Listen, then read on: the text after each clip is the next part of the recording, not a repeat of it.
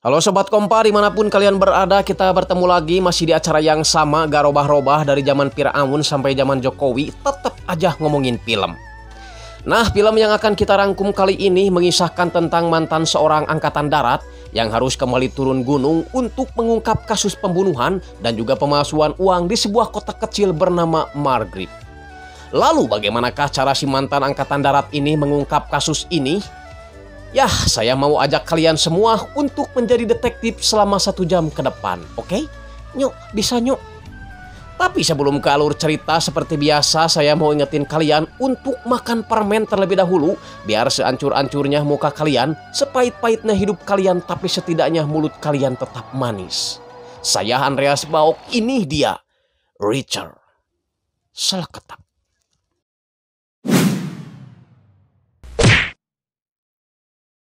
Scene dibuka dengan menampilkan seseorang yang memakai pakaian seperti APD menembak seseorang hingga nyungsep tewas di tempat yang penuh dengan ilalang. Gak tahu seorang psikopat atau memang lagi kesurupan jurig jarian, si penembak terus menyiksa si korban meskipun korbannya itu sudah meninggal. Kalau Bang Haji nonton film ini, pasti dia akan bilang, terlalu.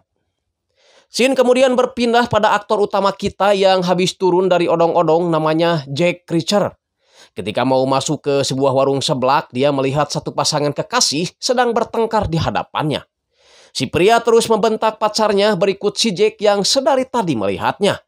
Tapi sesaat kemudian pria itu langsung meminta maaf seperti ketakutan, padahal si Jack tak ngomong apa-apa.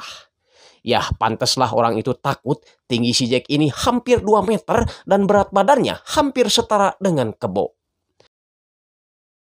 Ketika hendak mau makan siang, tiba-tiba polisi berdatangan ke tempat itu, menyeru si Jack angkat tangan dengan dugaan melakukan pembunuhan. Do it now! Now, you're gonna slide out from behind. Interlock your fingers! Face the window! Jack dibawa ke kantor polisi untuk menghadapi Morrison dan dimintai keterangan oleh seorang polwan bernama Roscoe. Setelah digeledah, Jack hanya membawa paspor, uang sebesar $200 dan medali penghargaan di saku celananya. Saya belum tahu itu penghargaan apa, juara pidato atau apa. Yang jelas seorang detektif tampan bernama Finlay membacakan tuduhan yang dilakukan oleh Jack, yaitu membunuh seorang pria dengan peluru 9 mili dan korban dipukuli setelah tewas. Finlay menyuruh si Jack untuk memanggil seorang pengacara agar bisa membantunya dalam penyelidikan. Namun si Jack menolak karena dia merasa tidak membunuh seseorang. Because I didn't kill anybody. Begitupun dengan si Roscoe yang tidak menemukan data diri si Jack dari sosial media manapun, baik itu Facebook, Instagram, MiChat, dan lain sebagainya. Hanya saja si Finlay mempunyai catatan bahwa si Jack ini sudah tidak memiliki orang tua dan hanya memiliki kakak laki-laki yang terpaut umur 2 tahun. Catatan mentereng dari seorang Jack adalah pernah memimpin unit investigasi khusus polisi militer, 2 kali nangkap copet di pasar, dan pernah membunuh musuh dalam bertugas, tapi semua itu dianggap beralasan. Commanded the 110th Special Investigator course of your duties, killing and who has the knowledge and training to murder. Menurut naluri Jack yang memiliki pengalaman di dunia investigasi, pembunuhan itu dilakukan oleh 3 orang dan semuanya mengerti tentang senjata. Itu terlihat dengan peluru yang digunakan dan cara mengambil selongsongnya. Dia juga yakin di antara pelaku itu ada seorang psikopat yang tega memukul jasad korban meskipun si korban sudah tewas. Jack juga memprediksi kalau pembunuhan itu dilakukan tepat tengah malam, sedangkan dia tiba di kota ini siang hari. Si tampan Finlay mulai mempertimbangkan asumsi si Jack yang terdengar masuk akal. Dan dia akan menyelidiki kasus ini terlebih dahulu untuk memastikan bahwa dia tidak salah tangkap. Hanya saja sambil menunggu si Finlay menemukan bukti, Jack terpaksa harus mendekam di sel sebelum semuanya benar-benar jelas. Until then, you're in the holding cell. Want to clear that up too before you let you go. You know anything? We're running down a phone number found in the dead guy. Come on, you're in the hole. Jack kemudian teringat perkataan ibunya yang selalu bilang bahwa dirinya selalu ketiban masalah. Termasuk ketika mereka baru pindahan, parabot hampir saja terbakar gara-gara Jack menyembunyikan petasan di dalam dus. Bahkan dia dan kakaknya dipukuli anak-anak lain gara-gara anak-anak berandalan itu menginginkan jaket yang dipakai Jack. Yah, ternyata dari kecil si Jack ini memang orangnya selalu suwe. Mungkin pas lahir gak pernah diadanin sama ayahnya ya. Roscoe yang merasa peduli dengan Jack memberi si Jack segelas kopi karena dia yakin bahwa si Jack ini bukan orang jahat. Sebab kalau orang jahat dari awal juga pasti akan kelihatan gugup dan tegang atas bawah ketika berhadapan dengan dirinya. Nomor telepon yang Finlay temukan di sepatu korban mengarahkannya pada seseorang bernama Hubble. Awalnya Hubble santai aja dengan kedatangan dua polisi ini, namun ketika melihat mobil hitam di seberang rumahnya, dia langsung gugup dan mengaku bahwa dia benar-benar pembunuhnya. I did it. I killed the guy. Anehnya lagi, meskipun dia mengaku pembunuhnya, Hubble mengaku tidak tahu nama orang yang dibunuhnya dan juga motif pembunuhan yang dia lakukan. Okay, you along the highway. Alhasil, dia pun langsung dibawa ke kantor polisi untuk mendapatkan penyelidikan lebih lanjut. Finlay kemudian memanggil si Jack dan menyuruh penjaga untuk melepaskan tali yang mengikatnya. Namun si Jack bilang, gak usah repot-repot karena dia bisa melepaskan ikatan itu sendiri. Buset, mau nyaingin aderai kayaknya. Finlay mengaku bahwa dia masih ragu dengan Hubble meskipun dia sudah mengaku sebagai pembunuhnya. Jangan-jangan ini adalah sebuah cara agar pihak polisi tidak menggali lebih dalam kasus ini. Jack menyuruh Finlay untuk menyelidiki Stephenson karena tadi di kantor Jack melihat Stephenson saling bertatapan dengan Hubble selama 2 detik. Finlay menjelaskan wajar jika mereka saling bertatapan karena istri si Hubble merupakan sepupu dari Stephenson. Bukan itu, kata si Jack, tapi sepertinya ada sesuatu yang ingin diungkapkan oleh Stephenson. Jack lagi-lagi membuat si Finlay terkesan setelah tebakannya tepat mengenai si Finlay yang kali ini sedang berusaha rujuk dengan mantan istrinya dan juga sedang melaksanakan program berhenti merokok. Wah, misterius sekali ini orangnya. Jangan-jangan masih saudaraan sama Mama Loren. That combined with the slight aroma of cigarettes in your... The study show it takes 4 to 6 months to fully break a habit. Those things are killers. Karena apa yang dikatakannya semuanya benar, Finlay akhirnya menuruti si Jack untuk berkomunikasi dengan Stephenson. Stephenson mengaku bahwa semalam Hubble dan istrinya menghadiri acara syukuran keluarga hingga pukul 2 malam. Dan dia yakin Hubble bukanlah pelakunya. Finlay kemudian memutuskan agar Hubble berada dalam satu sel dengan Jack, berharap dia mau buka mulut dan menceritakan yang sebenarnya pada Jack. I helped with the investigation. You helped me. Now, Chief Morrison wants you in custody till we keep extra large cuffs in our lockbox.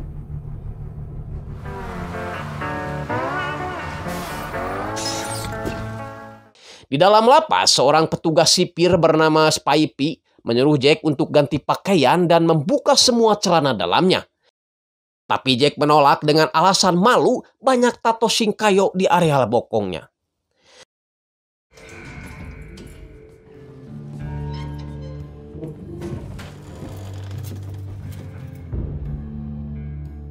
Keesokan harinya, beberapa orang tahanan lain masuk ke sel mereka, menyuruh si Hubble membuka sepatu dan kacamatanya.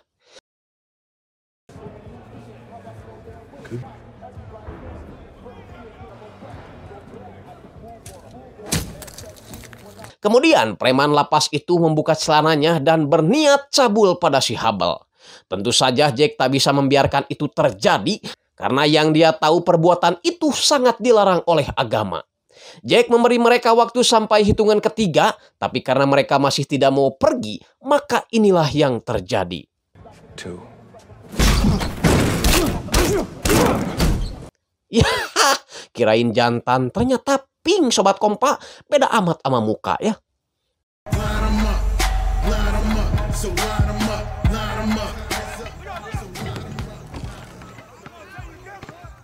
Hubble akhirnya jujur bahwa dia hanyalah seorang manajer keuangan yang harus tunduk dan melakukan apapun untuk bosnya. Dan jika tidak, maka bosnya itu akan membunuhnya dengan cara memakunya di dinding. They gave me no choice. These guys, they forced me to help them with their financial scheme. They nailed me to a wall. Karena takut diganggu lagi oleh napi lain, Hubble terpaksa terus mengikuti si Jack hingga ke dalam toilet sekalipun. Tapi lagi-lagi mereka dapat gangguan dari 5 orang tinggi besar yang gak puguh-puguh nyerang mereka.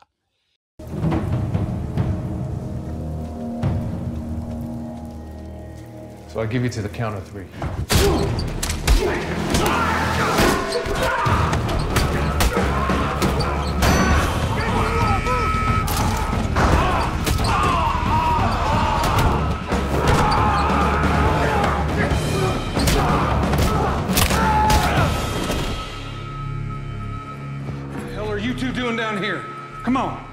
Di markas, Roscoe memperlihatkan catatan prestasi si Jack yang dia dapat dari Washington, di mana si Jack adalah lulusan West Point yang sudah mendapatkan beberapa bintang penghargaan, seperti bintang 7, bintang jatuh, dan bintang kehidupan. Jack juga pernah menyelamatkan 12 orang rekannya yang terjebak dalam sebuah ledakan dan berhasil memecahkan 150 kasus ketika masih aktif jadi polisi militer. Kembali ke si Jack yang merasa heran kenapa dia dan Hubble ditempatkan di penjara umum padahal mereka masih berstatus sebagai tersangka. Yakin bahwa ini adalah sebuah kesengajaan dan ada seseorang yang menginginkannya mati. They might try to kill me as soon as I'm bailed He out. played off like it was some kind of innocent mistake, but it was. Once I'm out of here, I'm gone. When that happens, things can change fast. Karena tak ada bukti kuat bahwa mereka adalah pelakunya, mereka pun akhirnya dibebaskan. Apalagi si Roscoe memperlihatkan sebuah rekaman video yang memperlihatkan bahwa ketika kejadian pembunuhan itu terjadi, Jack malah masih terlihat menaiki bus. Yang itu berarti Jack bukanlah pembunuhnya. Sebelum melakukan dinner nanti malam dengan Roscoe, Jack terlebih dahulu merapikan rambut dan jambangnya pada seorang tukang cukur legend bernama Mosley. Mosley bercerita meskipun kota Margrave ini adalah kota terpencil, tapi semenjak Tuan Cleaner membuka usaha real estate, truk, bahan kimia, dan suku cadang mesin di kota ini, kota Margrave ini pun sedikit demi sedikit mulai dikenal orang dan banyak kemajuan. Tak lama setelah itu, 2 orang turun dari mobil hitam yang satu bernama Cleaner Junior, anak dari Tuan Cleaner. Sedangkan satu lagi yang agak kontet namanya Dawson, sepupu si Cleaner Junior. Karena merasa diawasi, Jack kemudian keluar menanyakan apa mau mereka. Si KJ atau Cleaner Junior rupanya sudah tahu identitas asli si Jack dan menyuruhnya untuk pergi meninggalkan kota ini atau enggak dia akan celaka. Charges are very serious. It's easily in Margrave.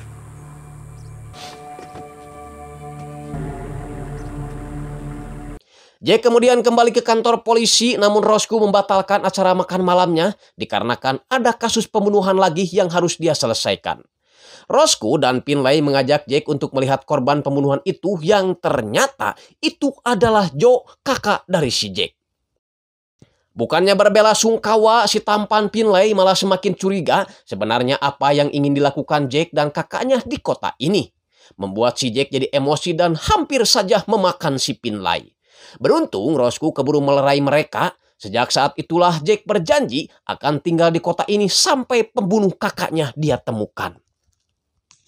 Thinking I'm supposed to do something about it. I guess I'll find everybody responsible. Roscoe ditugaskan Finlay untuk mengawasi Jack karena takut dia kuma onam atau membuat kacau di kota ini. Roscoe mengantar Jack ke rumah Hubble, namun karena si Hubble gak ada di rumah, Jack akhirnya hanya bertemu dengan istrinya yang bernama Charlie. Jack menjelaskan bahwa yang menjadi korban pembunuhan itu adalah kakaknya sendiri dan dia heran kenapa kakaknya itu memiliki nomor HP si Hubble. Karena istrinya tidak tahu apa-apa, akhirnya si Jack pura-pura minta ke toilet yang padahal dia mencari barang bukti dan kebetulan menemukan sebuah sepatu yang diduga milik Hubble. Selain mencium aroma bau kos kaki yang menyengat, dalam sepatu itu Jack menemukan sebuah biji agrimonia yang mungkin saja akan memberikan dia sedikit petunjuk. Di luar, Jack mengatakan bahwa tumbuhan agrimonia itu ditemukan tepat di lokasi kakaknya terbunuh. Ada kemungkinan Hubble ada di lokasi ketika tragedi itu terjadi. Tapi masalahnya sampai saat ini Hubble belum ditemukan, bisa saja dia sebagai pelaku atau bahkan menjadi korban selanjutnya. Some kind of seed? You went in his closet. No. Jack dan Roscoe pergi ke TKP membayangkan bagaimana pembunuhan itu dilakukan. Well, but it was more than that. Second victim was sprinting away in the dark. Gun out of silence. Goes. Size 13. See the divot? Shooter came through here. 2 days ago, moon would have been about 26 degrees further west. This area would have been darker. This is where he hid. Sniper shot from the tree line would have done the job with. Joe, kekasih Jack ini bekerja di bagian keamanan dalam negeri yang mencakup terorisme, narkomar, senjata, dan perbatasan. Mungkin saja pembunuhan ini dilatar belakangi oleh masalah kerjaan, hanya saja Jack tidak tahu bagian divisi mana kakaknya bekerja karena mereka sudah lama gak bicara. Merasa sudah lelah, Jack akhirnya memutuskan untuk beristirahat dulu di sebuah motel, namun ternyata ada 4 orang preman kampung yang sedari tadi sudah menunggunya. Jack yakin kalau para preman kampung ini adalah suruhan si Cleaner Junior. Mereka pun membenarkannya, mengaku dibayar $100 plus minuman ale-ale 2 dus untuk membunuh Jack. Roscoe ternyata belum pulang karena masih penasaran apa yang akan terjadi selanjutnya. Hanya butuh beberapa detik saja bagi si Jack untuk membuat ketiga orang itu pergi ke tukang urut. Di malam yang sama, 4 orang berpakaian APD seperti di awal film terlihat memasuki sebuah rumah yang kemungkinan mencari mangsa selanjutnya. Keesokan harinya, Jack melihat seekor anjing yang mengguling-guling mangkuknya karena kehausan.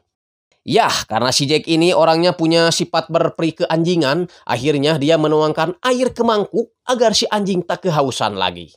Tapi anehnya yang punya rumah seperti tak senang dan menyuruh si Jack untuk segera pergi dari halaman rumahnya. I suggest you leave my property.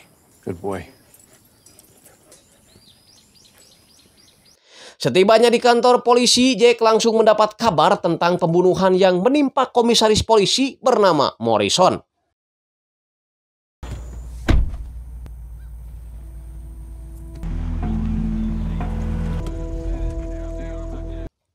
Sebelum masuk ke rumah korban, Jack menebak kalau korban pasti dipaku di atas dinding. Tentu saja si Finlay terkejut karena lagi-lagi tebakan si Jack benar. Untuk gambarnya mohon maaf saya gak bisa tampilkan karena itu terlalu sadis dan saya kapok sama dolar kuning. Yang jelas si Finlay tambah penasaran kenapa si Jack bisa tahu kondisi korban padahal jelas tadi dia belum masuk ke dalam. Jack mengaku tahu dari Hubble ketika di penjara dia berkata jika dia tidak mau menuruti perintah bosnya maka dia akan dipaku di atas dinding. Yang itu berarti tidak menutup kemungkinan bahwa bos si Morrison dan bos si Hubble adalah bos yang sama. Menurut Jack, alasan kenapa si Morrison dibunuh adalah karena dia gagal menjadikan Jack sebagai kambing hitam dan malah membebaskan Hubble dari penjara. Bisa dipastikan kalau pembunuhan ini dilakukan oleh orang yang punya kuasa di kota ini. Sure. Roscoe checks out because she dug. You next in line for Morrison's job? For your information. Whoever's running this had Morrison under his thumb. So I guess that means he's dirty and you're okay. But you're probably right. Jack dan Roscoe kembali ke rumah Hubble, namun Hubble belum pulang-pulang juga. Roscoe akan menemani Charlie, sedangkan Jack meminjam mobil Charlie untuk menemui Finlay melanjutkan penyelidikan. Under 6'5", come near this house. Shoot him. Finlay ternyata menghadiri rapat wali kota tentang dirinya sendiri yang ingin merangkap jabatan sebagai wali kota plus menjadi kepala polisi di kota itu. Yang seharusnya setelah tewasnya Morrison, Finlay lah yang naik menjadi kepala polisi. Beberapa warga sempat protes karena mereka ingin memiliki kepala polisi yang benar-benar mempunyai basic polisi, minimal hansip lah yang semua itu tidak dimiliki oleh si wali kota bernama Tel itu. Kehadiran Jack di Margrave ini pun menjadi ketakutan tersendiri bagi para warga yang memiliki riwayat pernah membunuh. Tapi Tuan Cleaner menegaskan bahwa Jack bukanlah pelaku pembunuhan karena kakaknya sendiri menjadi korban. Tuan Cleaner berjanji akan menggelontorkan uangnya kembali agar para polisi bisa menangkap pelakunya.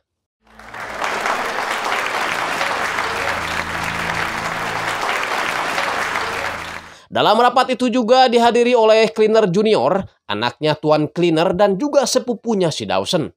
Setelah rapat selesai, Finlay kemudian meminta izin pada Tel untuk menyelidiki pembunuhan yang menimpa Joe dan juga Morrison. Namun dia menolak karena menurutnya pembunuhan terhadap Morrison tidak ada hubungannya dengan pembunuhan berantai baru-baru ini. Dia menyuruh si Finlay untuk membuka arsip lama siapa-siapa saja penjahat yang pernah ditangkap dan dipenjarakan oleh Morrison. Yakin kalau ini adalah sebuah balas dendam dari penjahat terhadap Morrison. That's how you're going to find his killer. Wait. A police officer was crucified. Si tampan Finlay mengeluh pada Jack karena bisa dipastikan usahanya kali ini akan mengalami jalan buntu. Jack hanya berkata bahwa orang seperti Tuan Cleaner perlu mereka curigai karena orang yang banyak uang dan berkuasa jarang memiliki hati yang bersih. Jack juga menyuruh Finlay untuk melindungi istri si Hubble yang bisa saja akan jadi target para pembunuh itu. Untuk itu, Finlay akan menyuruh temannya bernama Picard yang juga seorang agen FBI untuk melindungi Charlie, istri si Hubble. Wali kota Tel menghampiri si Jack memberi saran agar Jack meninggalkan kota ini dan nanti kalau pembunuh kakaknya sudah tertangkap, maka dia akan menghubungi Jack. Tapi Jack tidak mau pergi sebelum dia menyaksikan pembunuh kakaknya benar-benar jadi tahu bubuk. Tukang cukur Mosley juga memberitahu bahwa semalam ada 2 orang Spanyol dengan tingkah yang mencurigakan mencari keberadaan Jack. Jack kembali ke rumah Hubble menyuruh istri dan anak-anaknya pergi dari rumah ini. Namun tiba-tiba, ya rupanya itu adalah Picard, orang FBI yang disuruh Finlay untuk melindungi Charlie. Kemudian Jack menelepon Spy P, seorang sipir penjara yang kemarin dengan sengaja mengirimnya ke sel umum agar dia dan Hubble bisa terbunuh di dalam penjara. Namun sesampainya di sana, Spy P yang berlaga ala Kang Mus ini malah menjebak Jack dengan membawa 2 orang pengawal bersenjata. 2 orang itu menyuruh Jack untuk masuk ke dalam bagasi.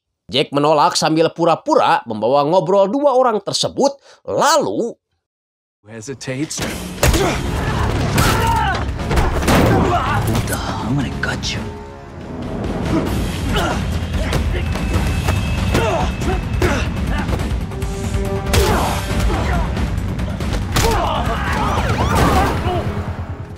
perkelahian terhenti setelah mereka mendengar mobil polisi yang sedang berpatroli. Sambil diobati Roscoe, Jack menceritakan bahwa 2 orang yang menghajarnya tadi bukanlah orang biasa, tapi seperti seorang militer karena pistol yang digunakannya pun adalah tipe Glock 17 yang biasa dipakai oleh tentara Amerika Selatan atau Spanyol. Karena lelah sudah menghajar militer, Jack izin pergi ke bar karena dia mengaku sudah lama gak minum tuak dan batrawali.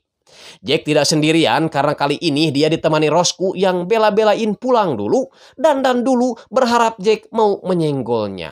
Alah syah boy, senggol dong.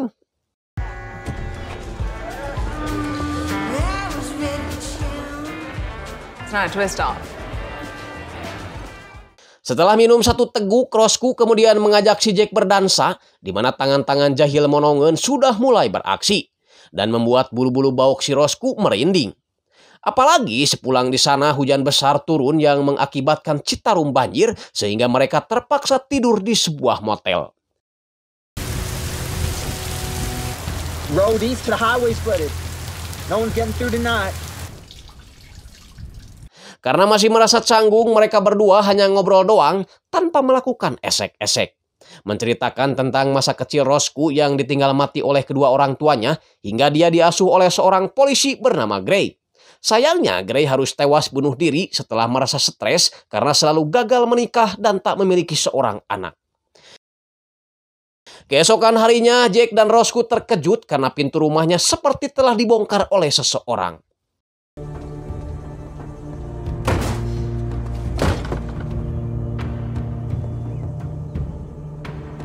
All clear. Clear.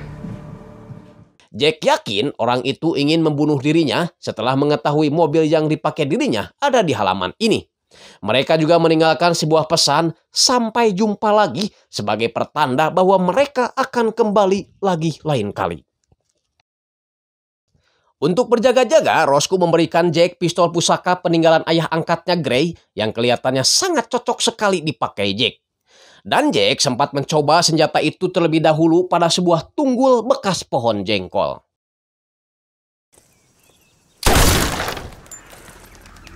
Jack dan Roscoe masuk ke ruangan autopsi karena ternyata mayat yang ditemukan di pinggir jalan itu bukan hanya Joe kekasih Jack saja, tapi ada 1 orang lagi yakni seorang supir truk bernama Pete Jobling.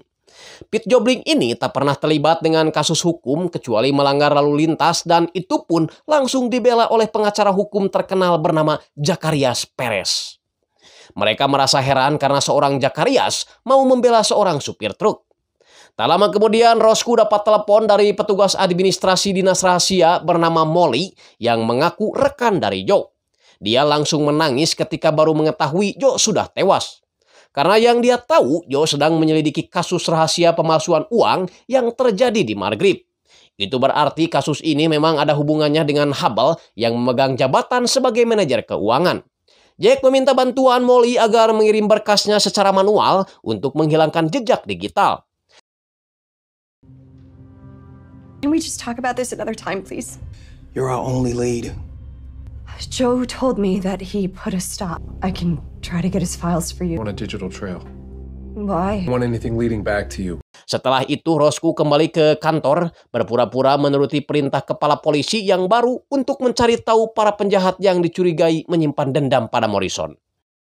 Sedangkan si tampan rupawan membahana Finlay pergi ke rumah si Spy berniat mencari informasi, tapi di sana rupanya tidak ada siapa-siapa. Sialnya, salah satu tetangga di sana malah menyangka kalau si Finlay ini mau merampok kompor gas dan segera melapor ke polisi. Di sana, Finlay sempat menemukan HP Cinit-Nit milik si Spy di mana dalam panggilan terakhirnya diketahui berkomunikasi dengan perusahaan cleaner industri. Namun tak lama setelah itu, You picked the wrong town to rob in.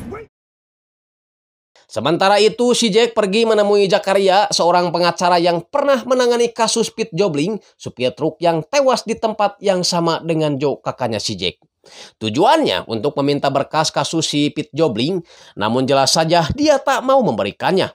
Jack yang memang sangat membutuhkannya terpaksa melakukan hal seperti ini. File.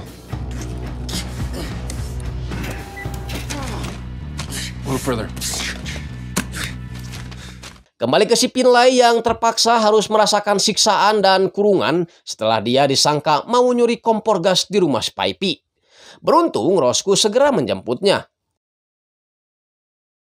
Singkatnya, mereka berkumpul di sebuah kedai makan dan mulai menuturkan penemuan masing-masing. Di mana si Jack dapat informasi bahwa perusahaan truk tempat si Pete Jobling itu bekerja telah dikontrak oleh cleaner industri.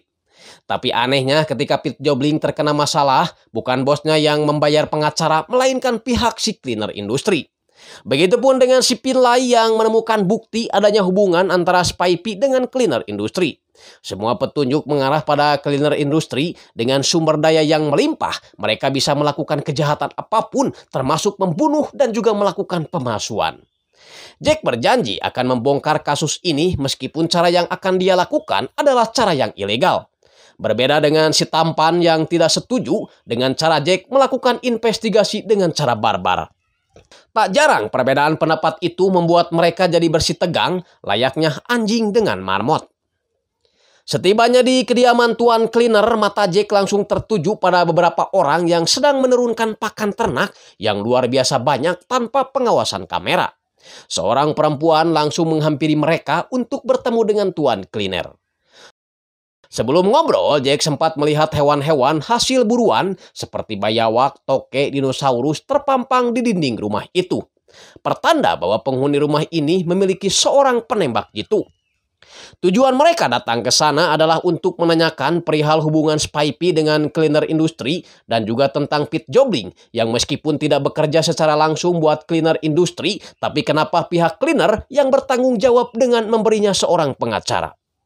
Tuan Cleaner menjawab bahwa sudah sepantasnya jika pihaknya memberikan perlindungan hukum untuk relasi kerja yang dikontraknya. Sedangkan tentang Spy yang sering menelepon cleaner industri, mungkin saja dia punya kenalan dengan salah seorang pekerja yang berada di perusahaannya. Tuan Cleaner menyatakan ketidaksukaannya tentang kecurigaan yang dialamatkan kepadanya setelah semua yang dilakukannya untuk memajukan kota ini. Menyuruh pengawalnya untuk segera mengeluarkan mereka. Di dalam mobil, Jack mengatakan bahwa siapapun orangnya, entah itu orang kaya, pejabat, bahkan ketua RW sekalipun, tak ada yang kebal dengan yang namanya hukum. Teringat ketika Jack masih kecil, dia dihampiri oleh 2 orang militer karena dia memukul seorang anak jenderal karena anak jenderal tersebut suka merundung orang lain. Tapi kakaknya Joe malah mengakui pemukulan itu, padahal Jack lah yang memukulnya. Jack menyarankan si tampan untuk pindah-pindah tempat tinggal karena kejadian tadi bisa membahayakan dirinya. Malam harinya, sehabis membeli Kinder Joy di sebuah minimarket, Roscoe dikagetkan dengan kehadiran cleaner junior yang tiba-tiba saja memperingatkannya untuk tidak dekat-dekat dengan Jack. Karena Jack adalah seorang pembunuh di Baghdad. Tapi Roscoe tak mempedulikannya dan balik mengancam akan menjadikan si cleaner junior ganjal mobil jika dia tak mau minggir dari truknya. I'm looking out for you, Roscoe. Sedangkan Finlay pergi menemui pemilik Axis Finansial tempat si Hubble bekerja. Dia baru tahu bahwa Hubble sudah tidak bekerja lagi di perusahaan itu sejak setahun lalu. Jadi sejak Hubble keluar, perusahaannya tidak lagi mempunyai operasi mata uang. Sementara itu Jack pergi ke sebuah bar, memberi uang pada seorang aki-aki, berharap aki-aki tersebut mau memberitahu di mana Spipey berada. Tapi tiba-tiba seorang pria tinggi besar menghampirinya yang mengaku sebagai teman si Spipey, tapi dia tidak mau memberitahunya. Maka setelah itu, setelah biji jakarnya hilang satu, pria itu akhirnya mau buka mulut bahwa si Spipey pergi keluar kota dengan dua pria asal Spanyol. Jack langsung pergi dari tempat itu, namun ketika dia sadar bahwa ada satu mobil mencurigakan di belakangnya, dia kembali masuk ke bar dan mengambil sebuah lap piring. Kemudian dia kembali ke mobil sambil tancap gas.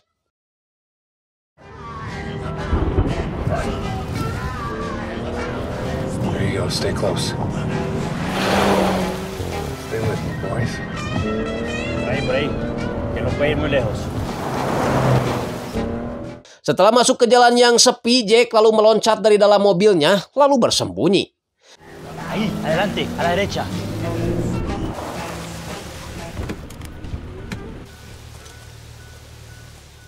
Ketika orang Spanyol itu turun untuk memeriksa mobil, tiba-tiba Jack kemudian menggunakan lap piring tadi untuk mengambil selongsong peluru dan juga mengambil uang dari saku celana mereka. Lumayanlah buat beli cilok ya. Namun ketika dia mau memasukkan mayat-mayat itu ke dalam bagasi, dia malah menemukan Spipey sudah tidak bernyawa lagi di dalamnya. Tentu saja itu akan semakin membuat Jack kesulitan karena Spipey dianggap salah satu saksi kunci dalam kasus ini. Tak lama setelah itu, Finlay menelepon telah ditemukan sebuah mobil terbakar dekat dengan kejadian tewasnya Joe. Jack mengira kalau itu adalah mobil kakaknya.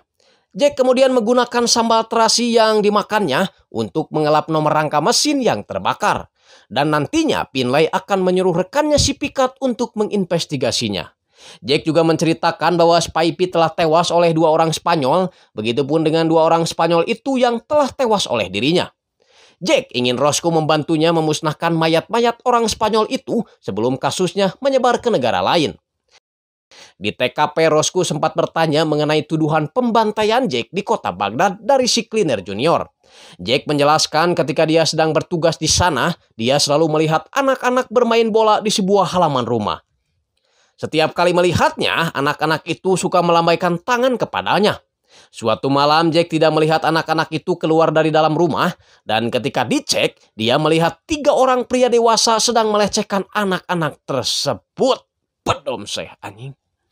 Jack sempat memberi pilihan pada mereka, menyerahkan diri ke polisi Irak atau mati di tangannya. Karena tahu ketiga orang itu akan menyerangnya, terpaksalah dia membunuh mereka. Mendengar hal itu, Roscoe jadi tenang dan mau membantu Jack menyingkirkan mayat-mayat itu. Jack menyabotase semua kamera CCTV bandara, kemudian menyuruh Roscoe untuk menyimpan mayat-mayat itu berikut mobilnya di basement bandara.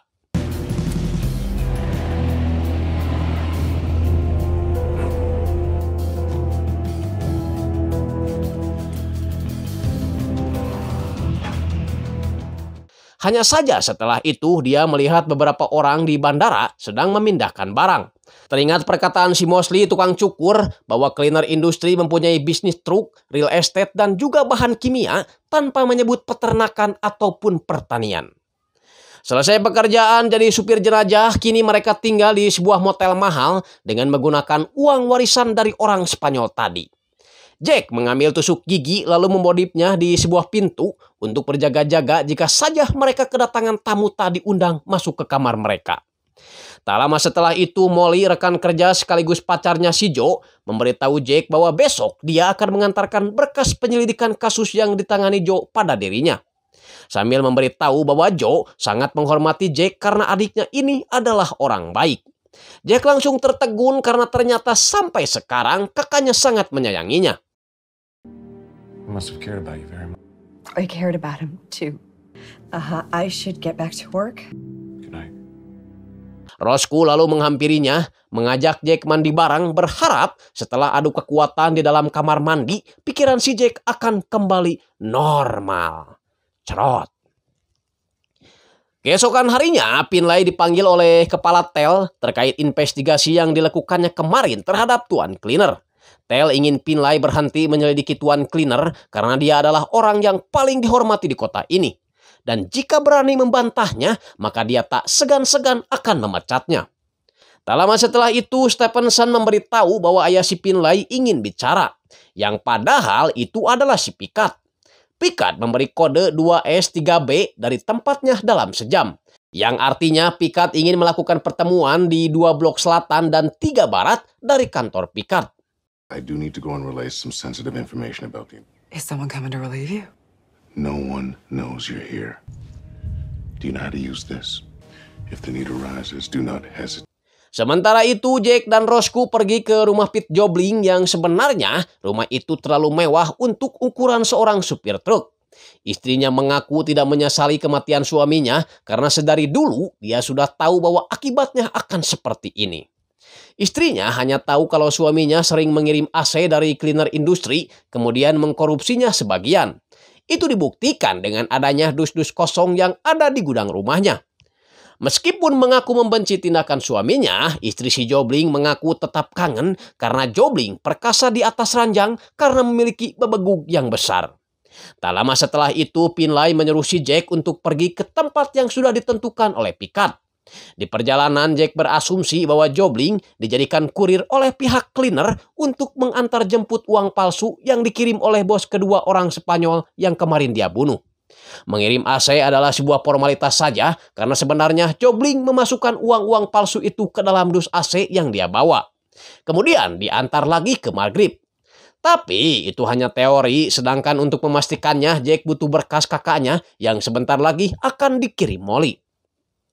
Singkatnya, Picard dan Jack pun bertemu dan memberitahukan bahwa mobil yang terbakar itu adalah milik perusahaan mobil rental bernama Chappie Equinox yang dipinjam oleh seseorang bernama Ron Hasi. Tapi si Jack langsung tahu bahwa nama itu adalah cadangan Yankees yang sering digunakan oleh kakaknya Joe. Yang itu berarti mobil yang terbakar itu benar-benar mobil yang digunakan oleh kakaknya. Picard kemudian memberikan sebuah alamat motel yang pernah ditinggali oleh Joe. Berharap ada sesuatu yang ditinggalkan Joe dalam motel tersebut. Namun ketika tiba di sana, barang-barang Joe sudah tidak ada di sana. Jack kemudian membayangkan apa yang akan dia lakukan ketika dia merasa terancam. Pastinya dia akan menyembunyikan sesuatu yang dianggap penting. Joe kemudian membuka tong sampah dan menemukan sebuah tas yang mana di dalamnya terdapat sebuah tulisan yang berisi garasi Jobling berkas cleaner Grey. Namun tiba-tiba Jack sengaja membawa berkas itu agar si penembak terus mengejarnya.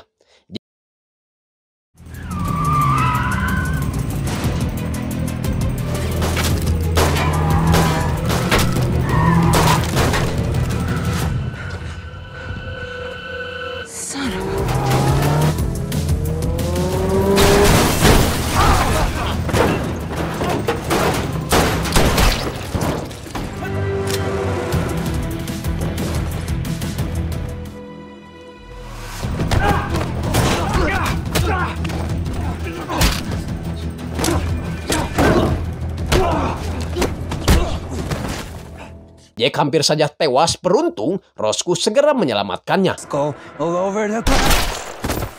Tapi Roscoe malah menamparnya karena dianggap tindakan Jack itu bisa membunuhnya. Jack mengaku setelah tidak ada orang yang harus dia lindungi, kini izinkanlah saya untuk melindungimu, Roscoe. Roscoe langsung terdiam yang padahal saya juga tahu hatinya pasti lagi berpelaur-pelaur ria. Ketika Finlay menelepon, Roscoe langsung menanyakan kenapa para penjahat itu mengetahui lokasi motel yang ditempati Joe. Finlay menyangka bahwa mungkin saja itu adalah ulah si Stephenson yang menguping pembicaraan dirinya dengan Picard. Jack kemudian teringat kembali ketika ayahnya mendapat ancaman dari seorang jenderal yang akan meruntuhkan karir kemiliterannya setelah Jack memukul anak jenderal itu hingga masuk rumah sakit. Jack merasa bersalah karena gara-gara dia, ayahnya jadi membenci kakaknya. Should have thought of that before you did what you did. He hates me. I'm gonna take care of this. No. Singkat cerita, mereka pun berkumpul di sebuah rumah untuk membahas tentang berkas yang ditinggalkan oleh Joe. Di sana tertulis ada kata PH yang mereka yakini sebagai Paul Hebel. Terus ada 3 lagi yang belum mereka ketahui, yaitu WB, SC, dan juga JW. Jack kemudian mengaku bahwa dia pernah memimpin investigasi Garda Nasional di Memphis dan JW adalah kode area di sana. Mengenai Garci Jobling, bekas cleaner Gray yang pernah mereka datangi, Jack tidak menemukan barang bukti apapun yang ada di sana. Akhirnya mereka bertiga akan menghubungi 3 nomor yang ada di kertas tersebut. Nomor pertama adalah nomor Badan Perlindungan Lingkungan Amerika Serikat, sedangkan nomor kedua adalah William Bryan, seorang dosen ekonomi Princeton. Sedangkan nomor ketiga, Finlay diarahkan ke sebuah fakultas ekonomi yang berada di Columbia.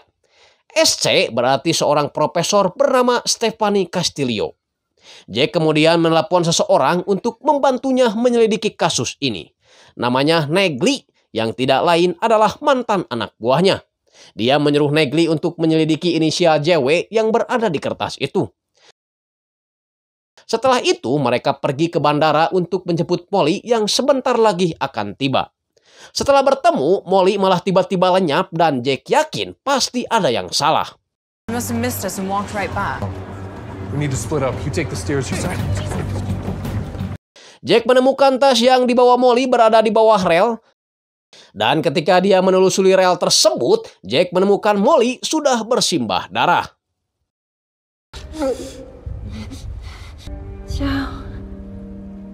Jack lagi-lagi kehilangan kunci penting untuk mengungkap kasus ini. Belum hilang rasa bersalah mereka pada informan yang seharusnya mereka lindungi. Di perjalanan mereka malah melihat anjing yang sempat ditolong Jack kini tergeletak karena ikatan lehernya terlalu sempit. Jack lalu menghantam bos anjing itu, kemudian membawanya kabur untuk diserahkan ke yayasan panti jompo. So what are we gonna do now? Singkatnya, Jack pergi ke peternakan Cleaner karena dia masih aja penasaran kenapa Cleaner membeli pakan ternak dengan jumlah yang luar biasa banyak. Mungkinkah untuk dijadikan cemilan keluarga? Saya belum tahu percis yang jelas ketika hendak pergi, Jack menemukan biji agrimonia, biji yang dia temukan dalam sepatu Hubble. Pertanda bahwa Hubble juga pernah mengunjungi tempat ini. Sesampainya di kantor polisi, Jack melihat sebuah tulisan cacian pada mobil Roscoe. Tanpa banyak bacot lagi, Jack kembali masuk ke mobil, seolah-olah dia tahu siapa yang melakukan perbuatan itu. Yah, Jack menghampiri si KJ atau Cleaner Junior yang sedang asik nongkrong di warung Haji Kemed. Jack mengatakan bahwa KJ adalah bocah gila, manja, berkokok yang bisanya bersembunyi di balik kekayaan ayahnya. Dan setelah itu...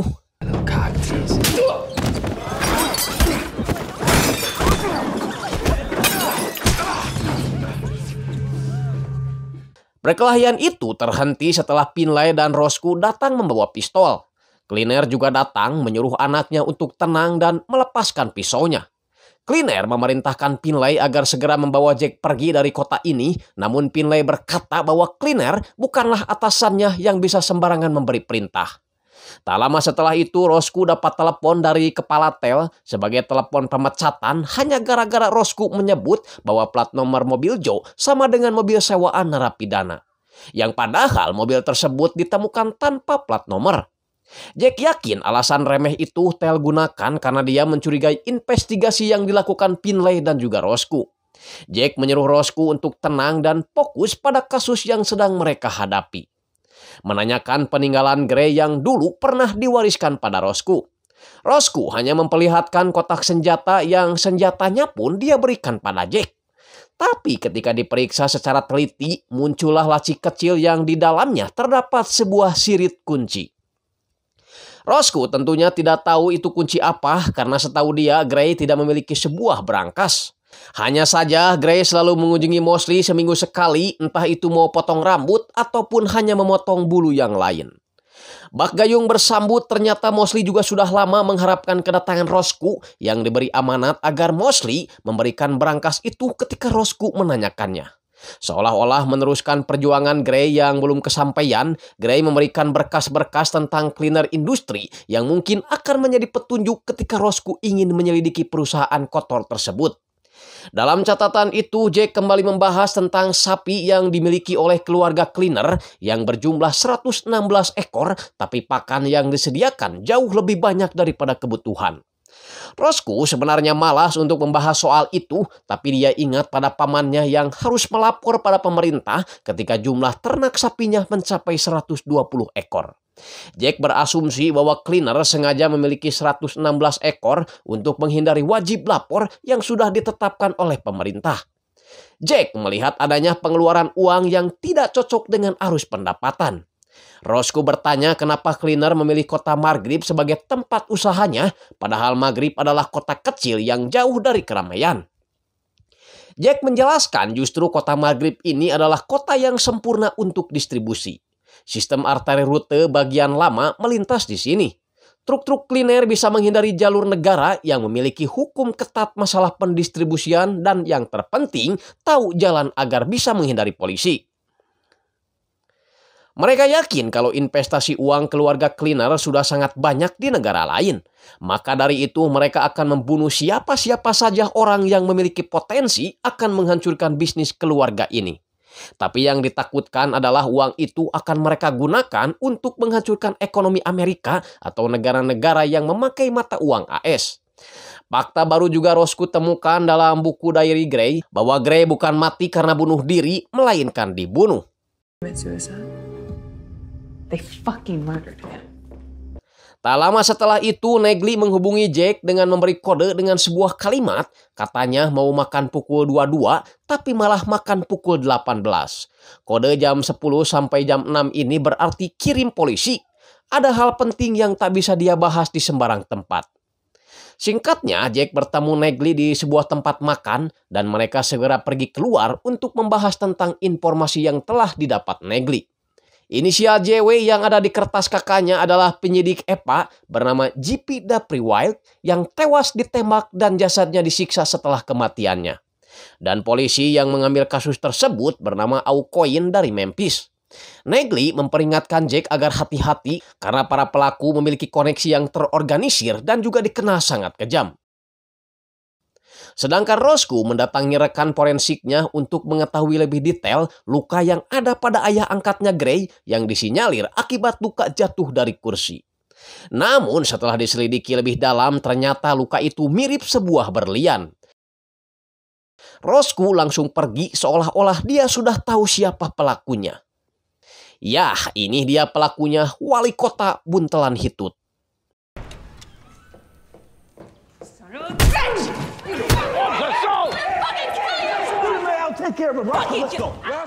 Atas kejadian itu, Finlay langsung membawa Roscoe keluar kota untuk menjaga keselamatannya. Sementara itu, Jack dan Negley menemui Aucoin, seorang polisi yang pernah menangani kasus kematian Jimmy Dapri-Wild, inisial JW yang ada di kertas Joe. Rencananya, Aucoin akan mempertemukan Jack dengan seorang informan mengenai keterlibatan agen federal di kasus tersebut.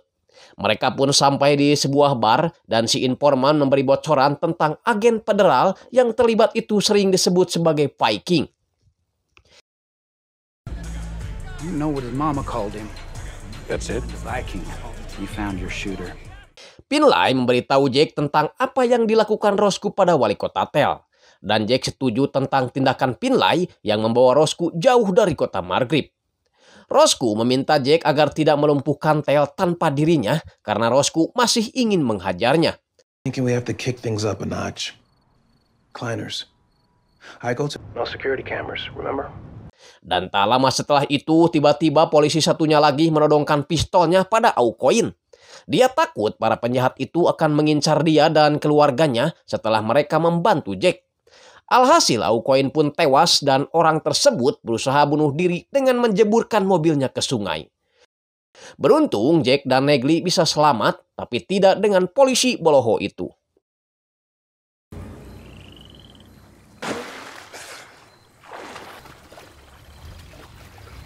Setelah nemu pakaian di tong sampah, mereka memutuskan untuk berpisah. Jack akan kembali ke Margrave, sedangkan Negley akan kembali ke Memphis menyelidiki orang yang dipanggil Viking. Do me a favor and walk away. Going back to Memphis. Be safe, boss. Di tempat lain, Finlay diam-diam pergi ke kantor cleaner industri untuk mencari bukti kejahatan keluarga cleaner.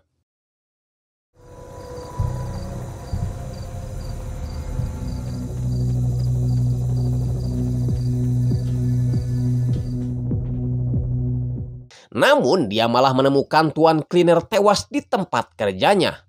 Yang itu berarti Tuan Cleaner bukanlah orang yang mengendalikan kejahatan ini. Guess you're not pulling all the strings, huh, Cleaner? Finlay memberikan foto tewasnya Cleaner pada Jack. Melihat sayatan kupu-kupu di lehernya, Jack berasumsi bahwa itu dilakukan oleh orang-orang Venezuela yang merasa tidak senang dengan kekacauan ini. Setelah itu si tampan pergi ke polsek, pura-pura baru mengetahui info tentang terbunuhnya Cleaner. Tiba-tiba saja si KJ datang dan ingin memukul si Finlay karena Finlay telah menyangka ayahnya seorang penjahat yang padahal dia adalah korban juga. Karena situasinya semakin rumit, Tel akhirnya memutuskan untuk memberikan cuti pada Finlay. About Chief Detective to take a beat. A lot of goodwill around here right now. I'll call you back in the game soon enough. Di tempat lain, berhubung si Picard ada urusan mendadak, jadi Roscoe ditugaskan untuk menjaga Charlie dan juga anak-anaknya. All right, I'm gonna hit it. I'm gonna get through this. Thank you for everything you've done. Di tempat berbeda, Jack dan Finlay ngusru ke sebuah bukit untuk mengamati kegiatan di perusahaan cleaner industri. Sambil makan koaci dan Cikitaurus, Finlay akhirnya jujur bahwa sebenarnya istrinya itu telah meninggal. Dia sangat mencintai istrinya, makanya dia tidak pernah melepaskan cincin perkawinan mereka sampai saat ini. Bahkan, Finlay masih membayar tagihan telepon istrinya hanya karena ingin mendengar pesan suara dari istrinya yang telah tewas itu. Tak lama kemudian, mereka melihat si Dawson, keponakan Cleaner, menaiki tronton. Mereka berpikir kalau si Dawson ini akan melakukan pengiriman uang palsu yang semakin menipis akibat blokade penjaga pantai. Jack dan Finlay akan langsung membuntutinya kemanapun tronton itu berhenti. Kita ke rumah perlindungan di mana Roscoe melihat sebuah senter dari kejauhan, yang itu berarti ada seseorang yang mengawasi mereka. Roscoe lalu menyuruh Charlie dan anak-anaknya siap-siap karena Roscoe akan segera memeriksanya.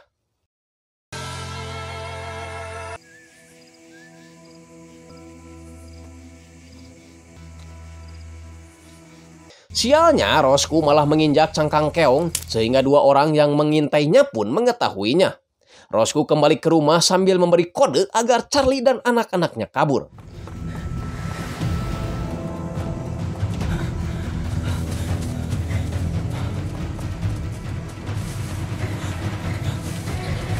Get down in the brush. Hide. Meet me at the first mile mark you come to. Adu tembak sempat terjadi dan Roscoe berhasil menembak kaki salah satunya. Penjahat satunya lagi terlihat sedang mengaktifkan petasan, tapi Roscoe berhasil melukai mata penjahat itu.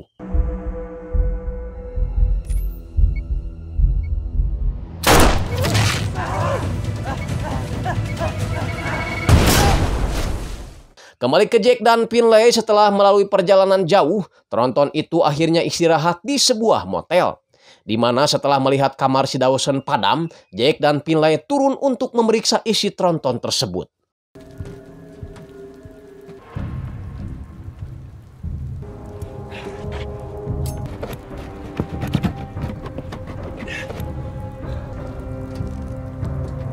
Dawson sempat keluar lagi setelah dia mendengar sesuatu yang mencurigakan.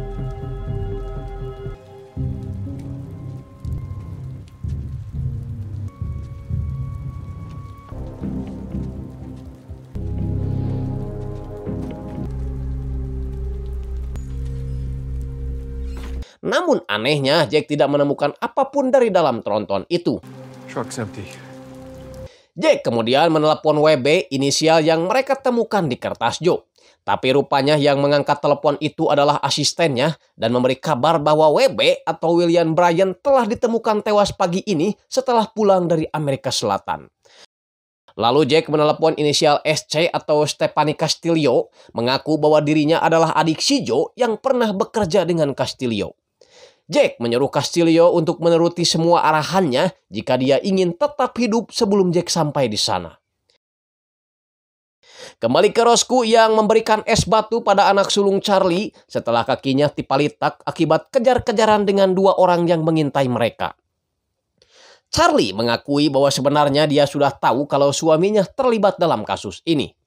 Jadi dulu cleaner meminta Hubble untuk membantu perusahaannya untuk memindahkan mata uang.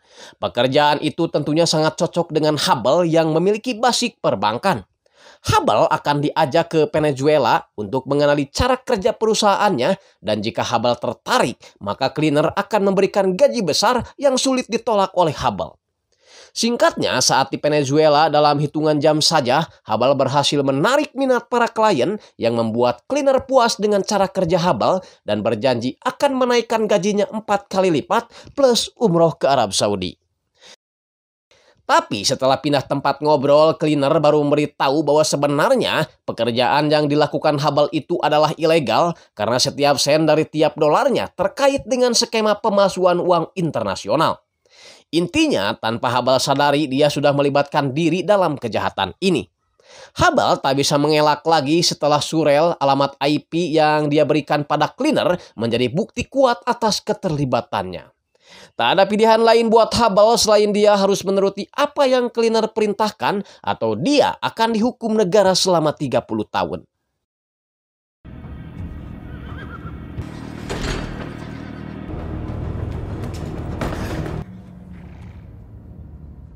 Malam harinya, Hubble melihat anak buah si cleaner menyeret seseorang kemudian menyalipnya di dinding karena orang tersebut dianggap tidak mau patuh pada cleaner. Orang koplok macam si cleaner emang pantas mati karena meskipun Hubble mau menurutinya, tapi pada akhirnya Hubble tetap dibunuh juga. Pedom saya anjing si cleaner. Setelah cerita selesai, pikat yang baru datang langsung membawa mereka naik mobil. Kembali ke si Jack yang kali ini pergi ke tukang jahit, memesan jas untuk menyempurnakan penyamarannya. Setelah itu dia tiba di kantor polisi, namun dari kejauhan seseorang rupanya sudah mengawasinya. Di dalam dia memilih polisi yang bisa dia percayai. Ada yang lagi makan lumpia, kemungkinan polisi ini duda, jadi gak ada yang nyiapin sarapan di rumah. Ada yang lagi nelepon sampai buka sepatu, kemungkinan lagi stres karena utangnya dipinjol gak lunas-lunas. Jack akhirnya memilih Sersan Obay untuk mengantarnya menemui Profesor Stephanie Castillo yang sedang mendapat perlindungan. Profesor Castillo ini adalah seorang profesor yang meneliti pemalsuan tak terdeteksi dalam skala ekonomi global. Dia menjelaskan alasan kenapa mata uang dolar menjadi pilihan bagi orang yang mau berinvestasi. Karena dolar adalah mata uang paling stabil di dunia. Sangat sulit bagi siapapun untuk memalsukan uang dolar tersebut. Tapi bukan berarti tidak bisa ditiru. Karena kuncinya ada pada kertas yang digunakan. Hanya satu perusahaan yang memiliki otoritas hukum yang boleh memproduksi kertas khusus untuk uang Amerika. Yaitu dekat dengan daerah Georgia. Jack langsung sadar dan mengerti kalau cleaner industri itu adalah pemasok uang palsu ke Venezuela, bukan Venezuela yang memasok ke cleaner industri. Strips, holograms, all of it can be replicated. However, Joe discovered We have the system backwards. They're making money in the US and shipping out to Venezuela. Setelah itu Jack pamit pulang dan menitipkan Profesor Castillo pada Sersan Obay. Namun ketika hendak pulang, Jack sadar bahwa dia sedang dibuntuti. Dia kemudian lari ke arah berlawanan dan langsung menghajar pria tersebut.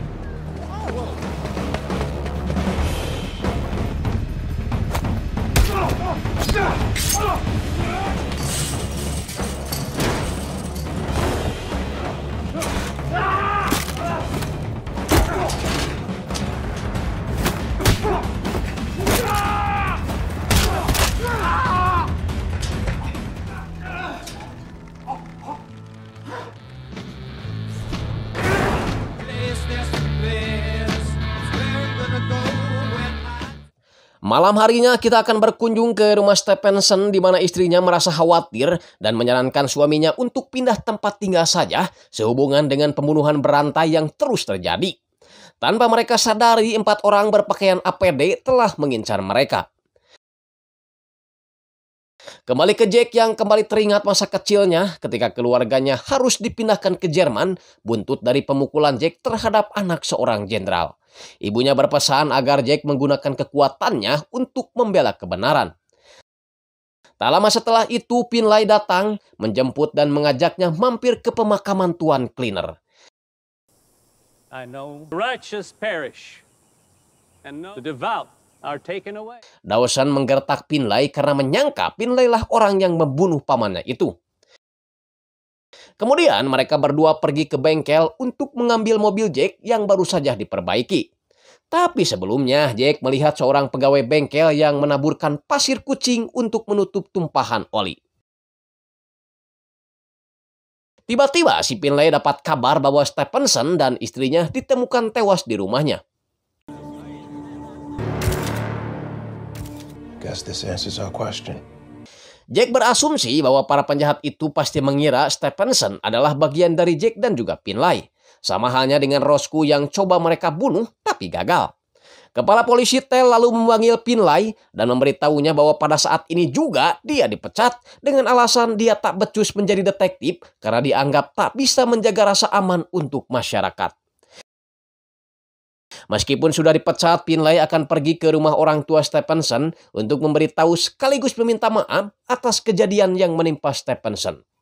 Sedangkan Jack akan menjebak Baker karena dia curiga Baker adalah bagian dari komplotan para penjahat itu. Jack berpura-pura kalau dia hanya percaya pada Baker sebagai polisi bersih daripada yang lainnya. Itu terbukti ketika polisi lain dipecat, hanya Baker lah yang masih bertahan sampai saat ini. Jack juga berpura-pura kalau dia mendekati Finlay hanya untuk mencari pembunuh kakaknya saja. Yang padahal secara pribadi dia juga sangat mencurigai Finlay dalang dari semua ini. Jack berkata bahwa sebentar lagi dia akan ke rumah Hubble untuk mencari bukti yang menghubungkan pembunuhannya dengan Finlay. Dan akan segera memberikan barang bukti itu pada Baker. Because we both know I'm not the only outsider. Talking about your buddy Finlay. He's someone I'm using to find who killed Joe. And Teal didn't become chief until after the kill. There's something off about Finlay. You sensed it from the... Absolutely. Setelah menjebak Baker, Jack langsung pergi ke toko pakaian untuk membeli baju hansip berikut peralatan lengkapnya. Lalu setibanya di rumah Hubble, Jack menyalakan televisi dengan volume yang besar dan menghias wajahnya seolah-olah tahu akan terjadi peperangan.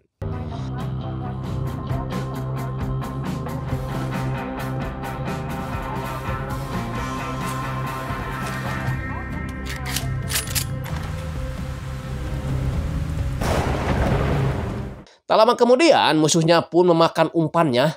Dawson dan ketiga anak buahnya masuk ke rumah Hubble untuk mencari Jack.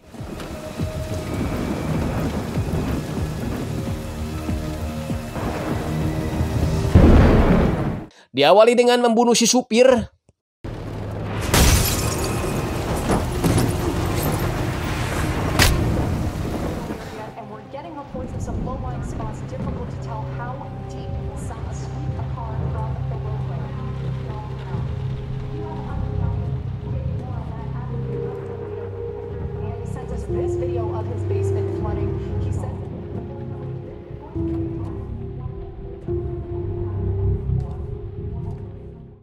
Kemudian dia mengedipkan lampu mobil dan memancing salah satu dari penjahat itu untuk mendekat.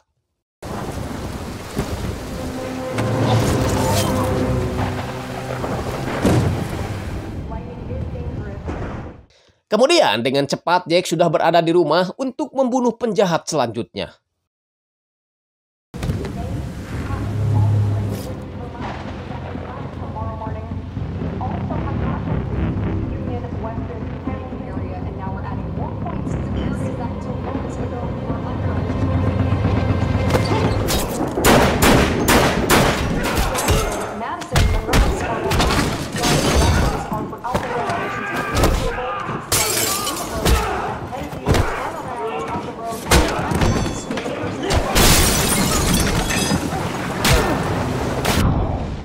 Jack sempat pingsan di dalam air karena terus-terusan mendapat hantaman linggis. Namun beberapa saat kemudian dia kembali bangun untuk melakukan perlawanan.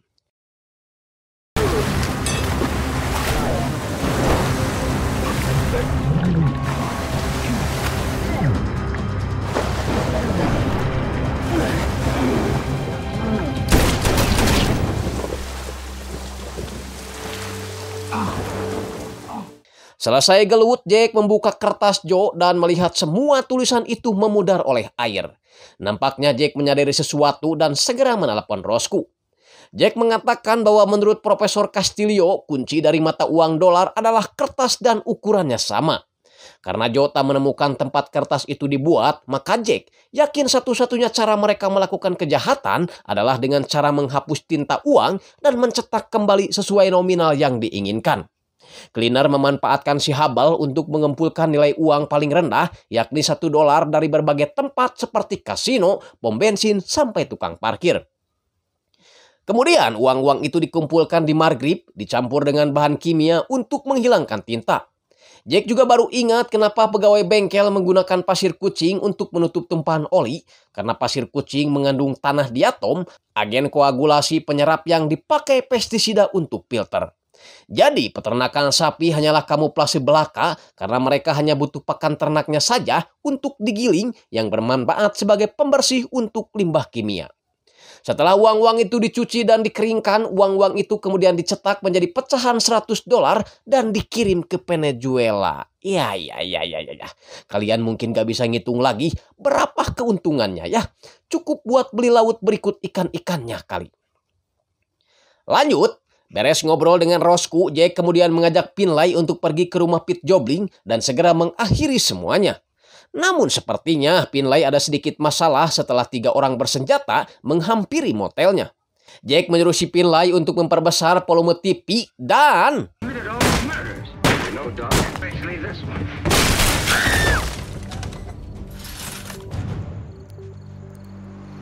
Finlay berhasil melarikan diri sambil menembak ban mobil para penjahat itu. Hanya saja setelah mereka sampai, kediaman Pete Jobling sudah dalam keadaan terbakar. Dan sudah pasti tujuan mereka untuk menghilangkan barang bukti. Namun ketika Jack melihat kembali kertas milik Joe, dia baru menyadari bahwa yang dimaksud Joe adalah kediaman Jobling senior yang tidak lain ayah si Pete Jobling. Setelah meminta izin pada pemilik rumah, mereka pun segera menggeledah tempat itu dan Finlay menemukan sebuah dus yang bertuliskan cleaner. Ketika dibuka, dus itu berisikan uang palsu sebanyak $1 miliar. Menyuruh si Finlay untuk menghubungi Picard karena bukti ini cukup untuk menjebloskan pihak cleaner ke penjara, termasuk si wali kota Buntelan Hitut. Di perjalanan, Jack mendapat informasi penting dari Negley tentang kasus penembakan yang menewaskan JW atau Jimmy Daprewald itu dipegang oleh seorang agen FBI bernama Nitmo. Nitmo ini memiliki kekayaan yang tidak normal dan mati 3 tahun lalu setelah menderita penyakit kulanas dan kaligata. Dan si Nitmo inilah orang yang dijuluki sebagai Viking. Hanya saja dia masih memiliki teman yang aktif di FBI dan orang tersebut bernama Card. Terjawab sudah bahwa otak pemalsuan uang di Margrave ini adalah wali kota Tel, KJ, dan juga orang yang menjual jabatannya sebagai polisi demi uang, yaitu Picard. KJ memperlihatkan video yang menunjukkan bahwa Roscoe, Charlie, dan 2 anaknya kini tengah dalam penyanderaan dan KJ ingin Jack menuruti semua perintahnya. Merasa sudah di atas angin, KJ mengaku bahwa dialah orang yang telah membunuh Morrison, Jobling, termasuk ayahnya sendiri karena dinilai ayahnya tidak punya keberanian untuk mempertahankan bisnis gelapnya ini. Dan yang terakhir, KJ juga memberitahu bahwa dialah sebenarnya orang yang telah membunuh Joe, kakak si Jack. I killed that agent in Memphis and I killed Jobling. I killed your brother. Tel menambahkan tadinya mereka ingin mengkambing hitamkan Joe dan Jack dengan tuduhan peredaran narkomar dan juga senjata ilegal di Margrave, tapi sayang Joe keburu tewas. KJ memberi tugas pada Jack untuk mencari Hubble yang ternyata masih hidup untuk ditukar dengan Roscoe dan juga Charlie. Dan jika tidak berhasil, maka dia akan membunuh mereka seperti Morrison yang dipaku di atas dinding dan harus kehilangan kanjut kundangnya. Singkatnya, Jack dan Picard segera berangkat sambil terus mengawasi Jack dengan senjatanya. Jack meminta Picard untuk rehat sejenak dengan alasan kalau dia juga perlu berpikir dan juga makan tentunya. Jack membuka sebuah peta sambil membayangkan bagaimana jika dirinya menjadi seorang Hubble. Pastinya dia akan pergi jauh dari Margrave, tapi bisa ditempuh beberapa jam karena dia juga harus memastikan bahwa keluarganya aman. Dan tempat tersebut adalah Augusta. Setelah pesanan datang, Jack pura-pura menumpahkan kopi pada luwaknya dan dengan cepat mengambil garpu yang ada di makanan itu, kemudian pergi sambil menancapkan garpu itu di ban mobilnya. Sementara di sel, si tampan harus mendapat siksaan dari si Becker yang sejak dulu tidak menyukainya. Kembali ke Jack yang terpaksa berhenti setelah ban mobilnya mengalami masalah setelah tadi ditusuk garpu. Jack pura-pura akan memperbaiki ban mobil yang padahal dia mengambil pistol di bagasi belakangnya. Mereka berdua sempat main petak umpet sebelum mereka menyadari bahwa mereka saling membutuhkan satu sama lain. Mereka pun sepakat dalam hitungan ketiga mereka akan meletakkan senjata masing-masing di kap mobil belakang. Namun setelah hitungan ketiga,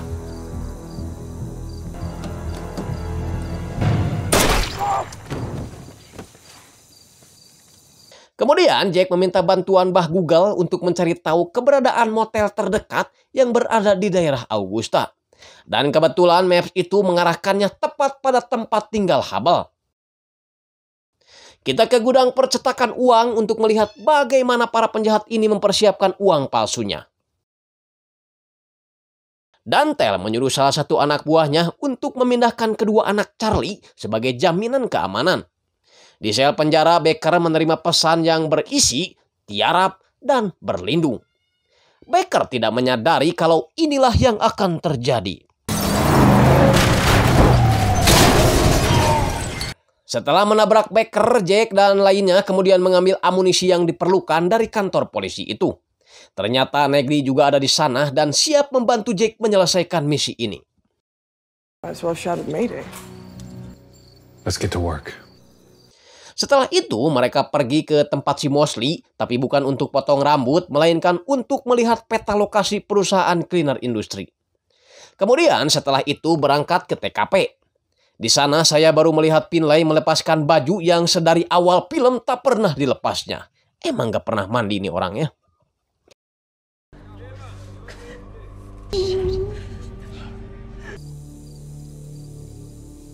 Negri berhasil menembakkan pelurnya ke salah satu penjaga. Dibantu Jack yang menghabisi satunya lagi secara manual. Setelah itu Jack menumpahkan bensin, tapi Finlay ingin dia yang membakarnya. Terlebih dahulu Finlay menyalakan sebatang rokok karena mungkin saja ini adalah kali terakhir dia menghisap tembakau. Let's find out.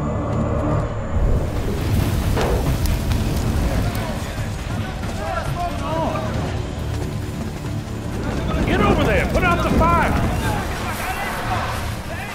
Dan selanjutnya, baku tembak pun tak bisa dihindari lagi.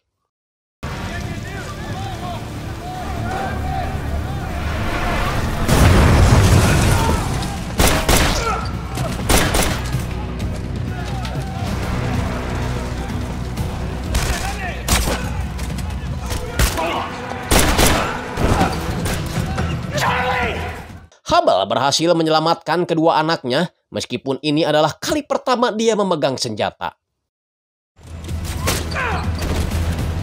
I got them! Go, go, go! Go! It's okay.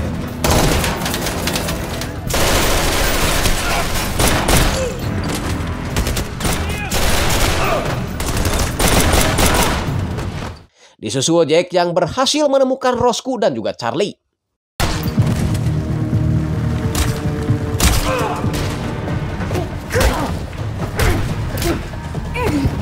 Go get your kids.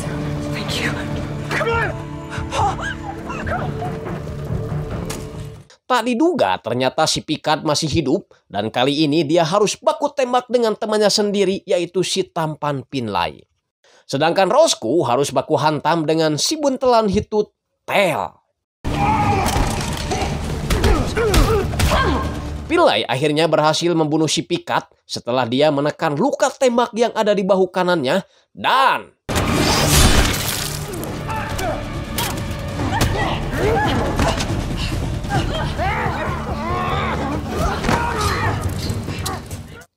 begitupun dengan Roscoe yang terpaksa menembak si Tel setelah Tel berusaha untuk melawan.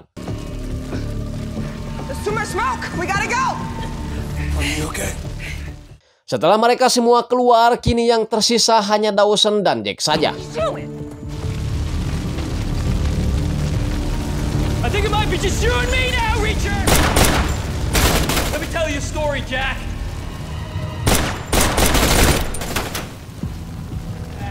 And Rhino's nearsighted as hell. That's... He thought...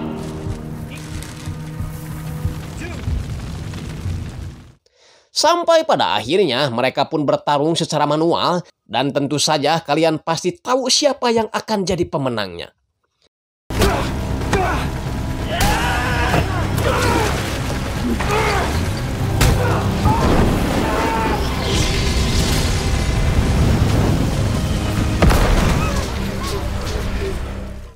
Bersamaan dengan itu, pabrik itu pun meletus dan Jack keluar dengan selamat yang langsung disambut dengan cipok celepot dari Roscoe.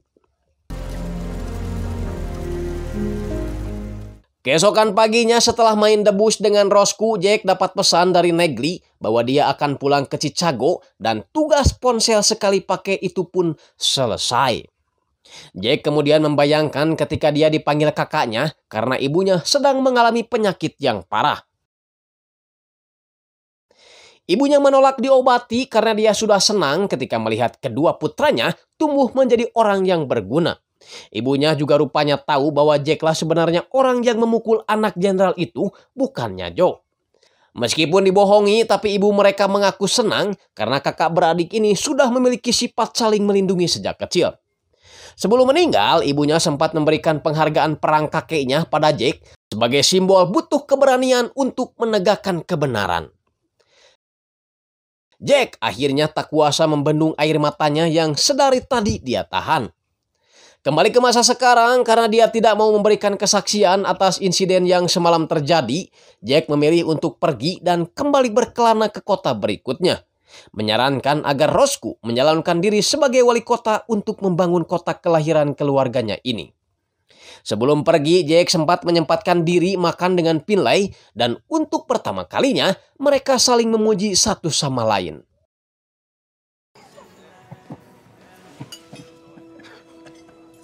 Terakhir, Jack mengubur penghargaan pemberian ibunya itu di tempat kakaknya ditemukan tewas. Film pun berakhir. Baiklah Sobat Kompa, itu tadi rangkuman film dari The Reacher. Mudah-mudahan kalian suka ya. Secara keseluruhan filmnya mungkin agak sedikit melenoi dan membuat saya heuai beberapa kali. Karena film ini tidak menonjolkan sisi actionnya, melainkan kecerdasan si Jack yang mampu mengungkap kasus yang sulit untuk dipecahkan. Mohon maaf apabila ada kata-kata yang tidak berkenan di hati kalian, karena ini hanyalah hiburan semata. Saya Andreas Bauk pamit. Wassalamualaikum warahmatullahi wabarakatuh. Adios, pramios.